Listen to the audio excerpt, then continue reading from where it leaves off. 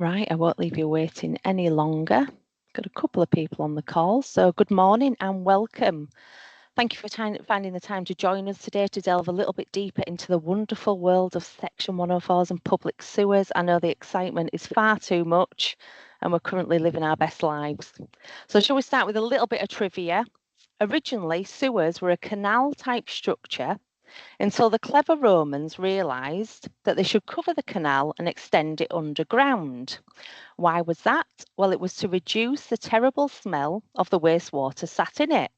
If it wasn't for this innovation, we could potentially nowadays be walking past open sewers with smelly raw wastewater flowing through it.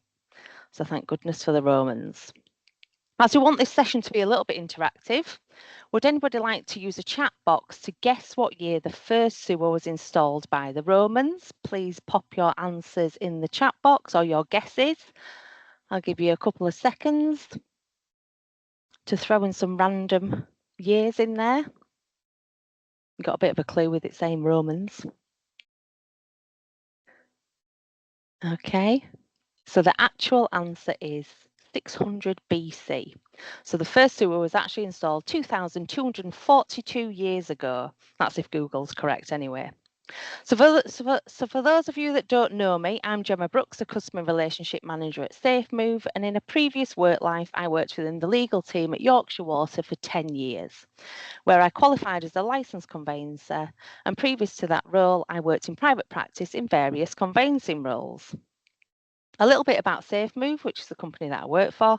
SafeMove are a trading arm of Yorkshire Water, and conveyancers, property lawyers and mapping customers have been trusting SafeMove with their residential and commercial conveyancing search needs and mapping requirements since 2001. So that's well over 20 years. Throughout the session, please pop any questions that you may have in the chat box and we can answer them at the end of the presentation. There will also be a few quiz questions throughout, so I'm not just talking at you for the next 30 minutes. So be prepared to put your answers in the chat box if you want to take part.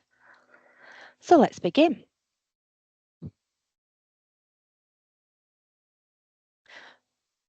So before we actually begin in the presentation, I wanted to provide you with some information about our core product, which you can see on screen here, which is the Law Society's Con29DW Drainage and Water Search, where 23 questions around drainage and water are answered in total for the Con29DW Residential and 25 questions for the Con29DW Commercial. Both the residential and commercial searches also include two maps, one for clean water, where public water mains are shown, and one for wastewater, where public sewers are shown. The Con29DW search can be ordered directly through us or via a third-party provider. So if you already use another search provider, they will be able to order the Con29DW on your behalf if you specifically ask for this. The one shown on the screen is a Con29DW specifically for the Yorkshire and Humber region. You can identify if your drainage and water search has come direct from the Water and Sewerage Company by looking out for the Con29DW logo, which you can see to the left of the screen. This logo will be found on all of the Con29DW search results for the various water and sewerage companies in England. There are 9 water and sewerage companies who provide the Con29DW. If this logo is not displayed on your drainage and water search, then the result has not come direct from the Water and Sewerage Company, and therefore extensive billing data and in-house water industry knowledge will not have been used. As we're here to specifically discuss Section 104 information today, the drainage section of the Con29DW search provides information on whether there is a Section 104 in place at question 2.6. The question asks if there are any sewers or lateral drains serving or which are proposed to serve the property that are the subject of an existing adoption agreement, or if there are any application for such an agreement. There are a number of answers to this question as follows. So it might just say that no, there is no such agreement in place. If there is an agreement in place, the current status of the agreement, so the Section 104 agreement, will be given in the answer. So, for example, it may state that the Section 104 agreement has not yet been prepared or that it is in preparation. That there is an agreement, it has a maintenance period and is exempt from a bond. That there is no maintenance period, but we have taken a bond. or it may state that there is neither a maintenance period nor a bond. It could state that the Section 104 relates to foul water only and not surface water, and it will confirm if foul has been vested or not and whether there is a bond payable or a maintenance period. All quite technical stuff, but ultimately you need to know if there is a Section 104 agreement being put in place or one that is in place already, and whether the water and sewerage company have vested, so taken on the adoption of the new sewers. So a few technical words for you to look out for throughout this presentation. We've got vested, adopt and adoption. This means the water and sewerage company have taken over the ownership and maintenance of a sewer. Bond means money that has been paid up front before a sewer is placed in the ground. A bond payment would not cover any defective sewer. This is just an upfront payment to confirm that a sewer is to be placed in the ground. And then we've also got maintenance period. And this starts once the sewer is placed in the ground and is carrying waste from the houses connected to it. The purpose of the maintenance period is to assess how well the sewer is operating once it is in use. After the end of the maintenance period, a decision will be made whether a sewer is adopted or not. So on to the presentation. You know a little bit more about us now and our core product. It's time to share some of our knowledge with you to hopefully make the conveyancing process that little bit easier when it comes to Section 104s and sewers generally. We're going to look at 4 sections in total, which you can see here, and we have a couple of quiz questions throughout. So let's start with the Water Industry Act 1991.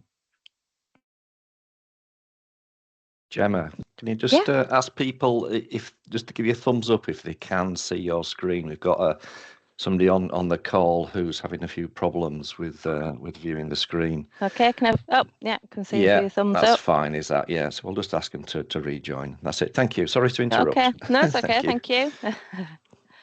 So Water Industry Act 1991. This act sets out the main powers and duties of the water and sewerage companies relating to the supply of water and the provision of sewerage services. The act was put in place following the privatisation of 10 water and wastewater companies in England and Wales in 1989 and replaced the Water Act 1989. All relevant agreements we will be discussing are contained within this Act. So we've got Section 104's, Section 102's, Section 106's and also Section 185's. Now, we know that's a lot of sections, however, they are all relevant to sewers and how they are laid in the ground or how properties connect and communicate with a public sewer. So let's start with Section 104's. This is a legal document under the Water Industry Act that a developer and water and sewerage company enter into. This legal document relates to new sewers only and confirms how the sewers should be laid in the land that is being developed. The Section 104 agreement must be in place prior to any sewer works taking place. The developer is responsible for ensuring the sewers that are installed follow the points given in the design and construction guidance, local practices and technical standards, which is contained within the Code of Adoption. Again, all very technical. A Section 104 agreement is usually signed at the early stages of a new housing development and can last for several years until the water and sewerage company are satisfied that the sewer network has been completed as per the terms set out in the Section 104. It is the developer's responsibility to process the Section 104 through to adoption. Next is Section 102, and this allows a developer or an individual to submit an application to the water and sewerage company asking them to adopt a private operational sewer which is already installed in the ground. A Section 102 can be applied for by the homeowners should a developer disappear before sewers are adopted. Homeowners can enter into a Section 102 to request that the existing unadopted sewers are adopted by the water and sewerage company. Again, adoption of the sewer will depend on how well it is operating and that it has been installed to a certain standard. Next is Section 106, and this is a right to communicate with a public sewer. Section 106 allows any owner or occupier of any premises, private sewer or drain to connect to a public sewer. So as an example, if a new house is being built or a house is being extended, then you will go through the Section 106 process to connect into an existing public sewer which is close to the property. This process would also be relevant to a property that has previously been served by a septic tank. It may be that a new development has been built in the area and there is now a public sewer close to the property served by a septic tank.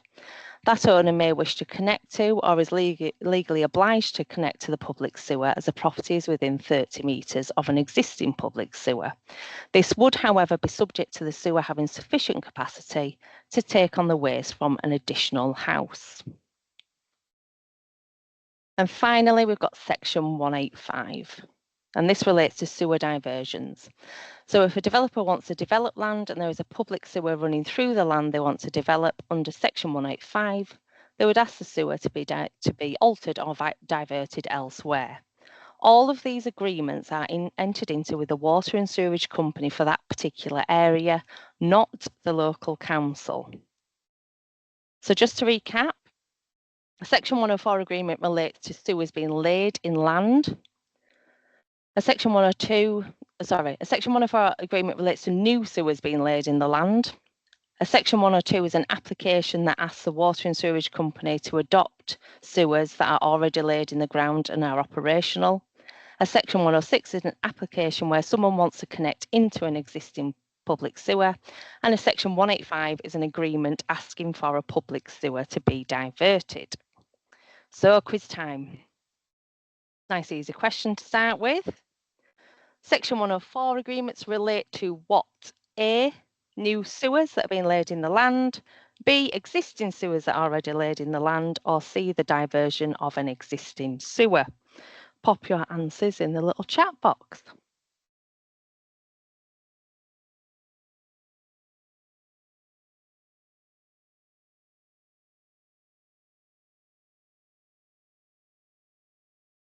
Fabulous. It looks like most of you got that answer right. So yes, the answer is A. Section 104 agreements relate to new sewers that have been laid in land. Fabulous. Well done, everybody.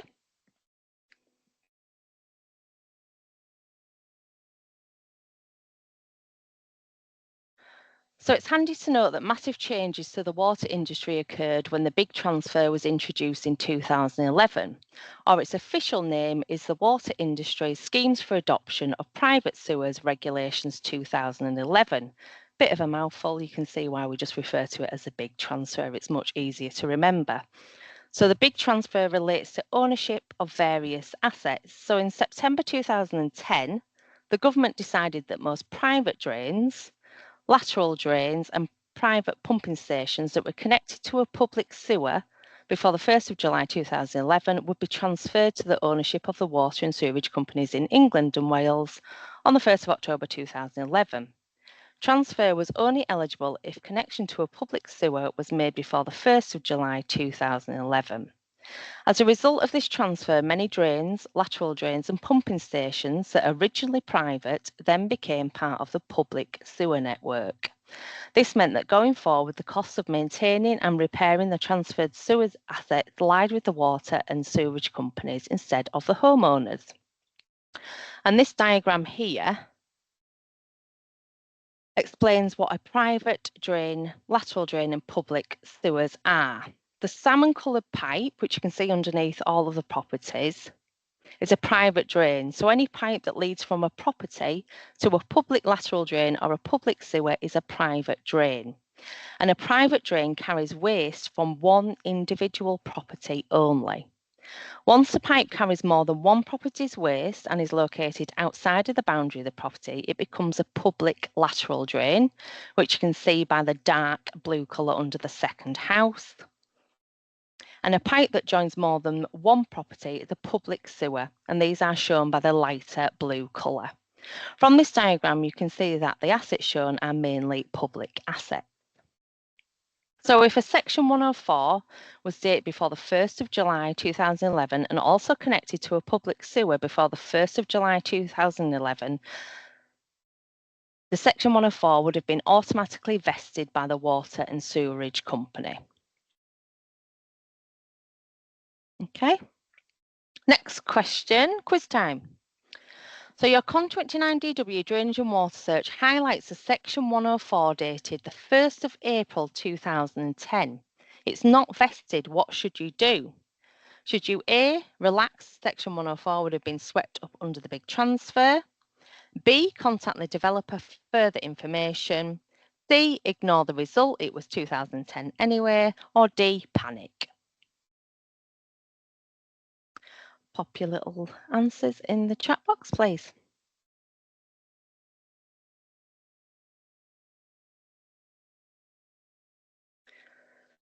Oh, I've got a mixture of answers there. Fabulous.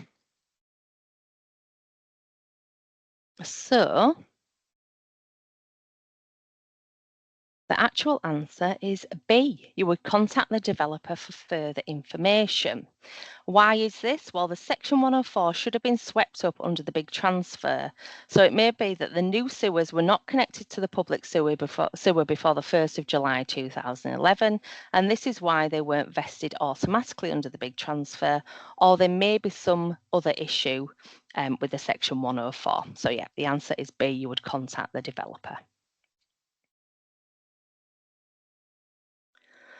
So next, let's look at a few myths. So the first myth, which we hear a lot, all you need is a copy of a Section 104 agreement. If a development has a Section 104, you just need to get a copy of the agreement. Is this true? Section 104 agreements are standard documents. By obtaining a copy of a Section 104, you will be told nothing more than what you will have received in your Con29DW search result already. In fact, the results of your Con29DW search result will tell you the current status of the Section 104. So please save yourself time and your client's money. The key bit of information you need around the Section 104 agreement is, has it been vested by the Water and Sewerage Company? If the answer is no, then you need to do a little bit more digging around why it hasn't been vested. Obtaining a copy of a Section 104 does not mean that because there is an agreement in place, the sewer will be adopted by the Water and Sewerage Company. The Section 104 agreement is a standard document and stipulates certain criteria that must be met before a sewer is adopted. If any part of the criteria is not met, the sewer will not be adopted, and then the sewers will remain the responsibility of the developer. Second myth is, all Section 104s were transferred on the 1st of October 2011. This is only correct if the sewers were laid before the 1st of July 2011 and were live and connected to the public network already and served at least 2 landowners from the point where it crosses a boundary. Old Section 104 agreements that haven't yet been vested by the Water and Sewerage Company, especially those that are dated before the 1st of July 2011, should cause alarm bells to ring, as they should have been swept up under the big transfer. So if it hasn't, there must be some complication along the way. Third myth is, if a bond is paid when entering into a Section 104, then this will cover any issues that may arise if a sewer isn't adopted. Normally, any bond monies paid would not cover the cost of any maintenance needed in order to bring a sewer up to standard. So if you see a bond has been paid at the outset, do not assume that if a Section 104 hasn't been vested, that the bond money would cover anything that needs to bring the sewer up to standard, and that the sewer will naturally be adopted by the Water and Sewerage Company, as that isn't true. Fourth myth is, if a developer disappears, then sewers will remain unadopted forever. There are other options available to those properties that are connected to a sewer.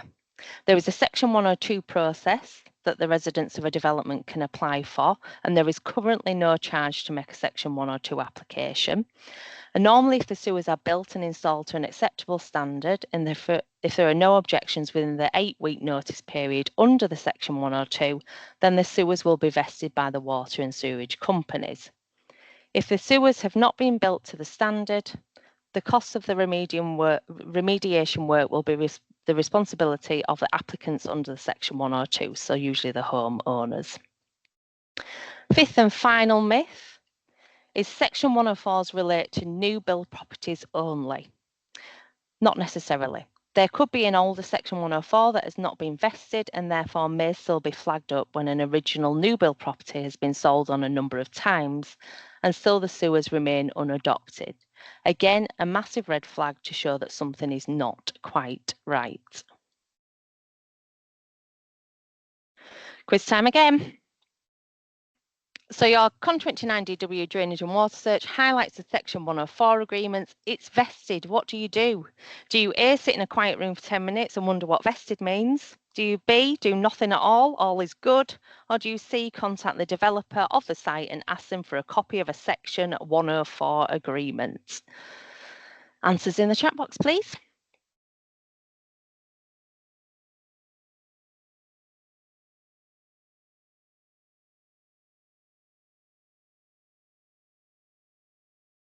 I think everybody's got this one right, which is good.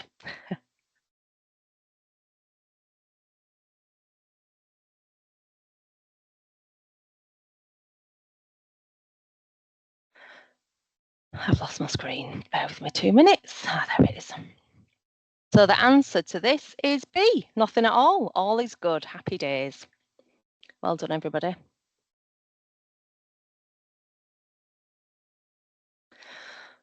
So before we move on to questions from you guys, I wanted to leave you with some practical advice, some of which you may have picked up on throughout the presentation. So first thing you should consider when it comes to a Section 104 is the date of the Section 104 agreement.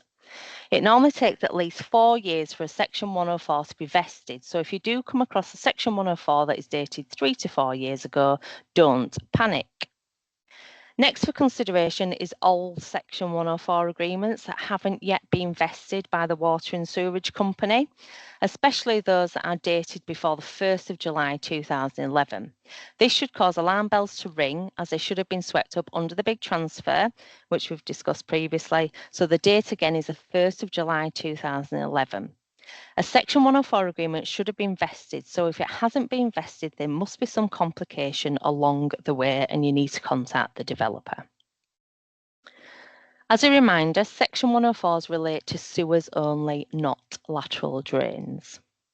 Next, properties built after the 1st of July 2011, so that's the big transfer date, more care should be taken, as sewers will only become the responsibility of the Water and Sewerage Company if there is a Section 104 agreement in place and the sewers have been built to an acceptable standard. There will also be a maintenance period in which a Water and Sewerage Company will visit the development and confirm whether they are happy with the way the sewers have been built or laid, and that it's in line with the Section 104 agreement. If the Water and Sewerage Company is not happy with the sewers laid by the developer, they will remain the responsibility of the developer unless the developer ceases to trade, and then properties connected to them would be responsible. As a reminder, a Section 102 is the next option for home buyers when the Section 104 agreement has not been vested and a developer disappears. Homeowners can make a Section 102 application to request that the existing unadopted sewers are adopted by the Water and Sewerage Company. Again, an inspection will take place and adoption will only take place once sewers have been brought up to an acceptable standard so they can be vested. Finally, in the sewer world, look out for Section 24 sewers. These are extremely old public sewers that run at the rear or side of older properties. These are common in properties built before October 1937 and fall under the care of the Water and Sewerage Company, even though they are within a property boundary. In some cases, building over or close to these sewers may be permitted if a diversion is not practical and an extension cannot be redesigned. The final say in respect of building over a sewer lies with the building regs team at the local council. If a building regs completion certificate is provided, there is nothing more you need. You just need a build over agreement with the you don't need a build over agreement with the Water and Sewerage Company or indemnity insurance. The building regs completion certificate is enough. And that's everything from me, guys. Has anybody got any questions at all? I felt like that was quite a quick presentation, but I think I've been talking for about 30 minutes. So if anybody's got any questions at all, please do pop them in the chat box, or you can come on and ask them if you wish. I think we can unmute you all. I don't know if you've had any questions throughout the presentation. Let me just have a quick look. Don't think so, no. Everybody's silent. So hopefully you did find that useful. If at any point you do have any questions at all around the Con 29DW or public sewers, Section 104's at any point, you've got my contact details or the contact details of SafeMove, so please do reach out to us. We're here to be the experts, so you don't have to be.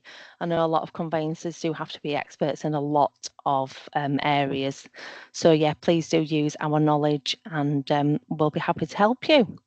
We will be sending the slides, and a quick feedback form as well. If anybody does need any certificates for your CPD, please do let me know and be able to provide you with a certificate if that's needed. Nowadays, I'm not entirely sure how it works anymore, but yeah, we will be sending the slides out. Thank you very much for your time. That's the end of the presentation. Enjoy your day. Thank you. Thank